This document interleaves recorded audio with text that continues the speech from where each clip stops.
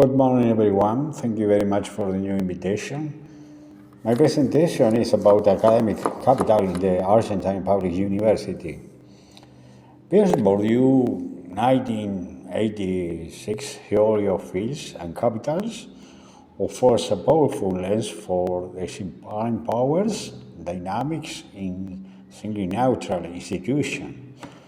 According to Bourdieu, social agents compete for different forms of capital: economic, social, cultural, and symbolic within specific social fields, such as the university. In these fields, academic capital understood as the prestige and authority derived from scientific production, teaching excellence, and contribution to knowledge should be the primary currency.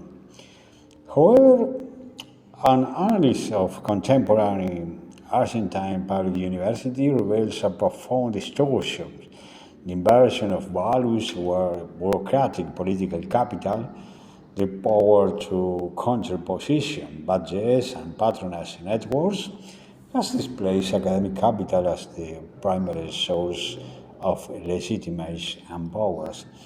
This presentation argues that this inversion exemplified by the struggle for position and the depression of academic goals constitute a structural pathology that compromises the integrity, knowledge production, and strategic role of the university, particularly in sensitive areas such as graduate studies.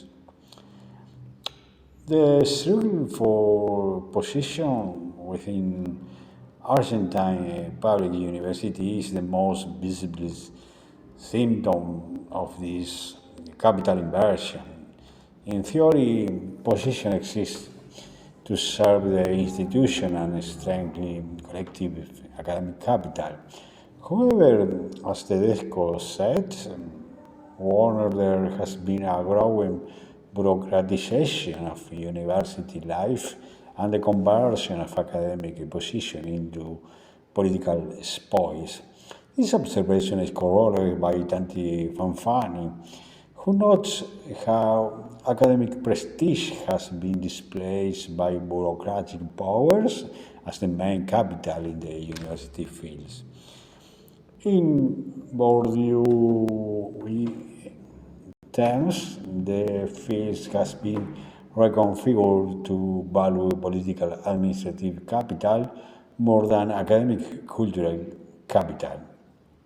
This inversion generates a perverse cycle of power accumulation, patronage practice, and the distribution of position based on political loyalties consolidate a university where the accumulation of bureaucratic capital feeds on itself, creating a system of personal dependencies that nullify academic merits.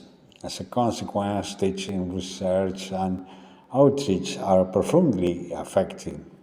Research is subordinated to projects that warrant immediate political visibility, and outreach is reduced to protocol events, MP of its critical and transformation content. In the words of Puigros, the Argentine University faced the risk of becoming an empty shell where form has replaced content. That is, where the appearance of symbolic capital, rituals, formalities, hides the absence of real academic capital. This losses materializes in concrete mechanisms. In the teaching field, the competitive system designed to be the meritocratic pursuit for par excellence is hijacked by the struggle for political capital. The regulation of competitive examination functions as a weapon to control the bias of those who run institutions, since by granting political rights, it's defined who can accumulate bureaucratic capital within the systems. The persistence of a high percentage of interim and contracted professors, only 11% full time in 1911, is an indicator of the precarious of established academic capital and the perpetuation of a system based on loyalty rather than competence. At the same time, there is a systematic depreciation of academic capital.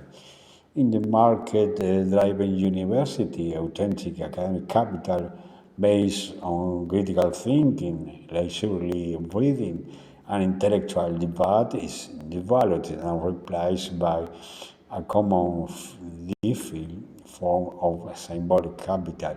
This common defeat prestige is quantified in articles, citation, and bureaucratic indicators, requires more for contractual validity than for genuine contribution to knowledge.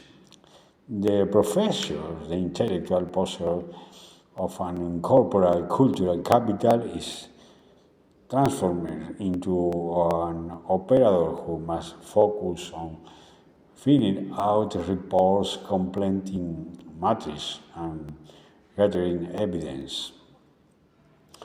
As Tacchini said, it reflects a growing disconnect between university structure and the real needs of national scientific development. By working the structures that articulate advanced training, the university's capacity to generate the knowledge necessary for national development.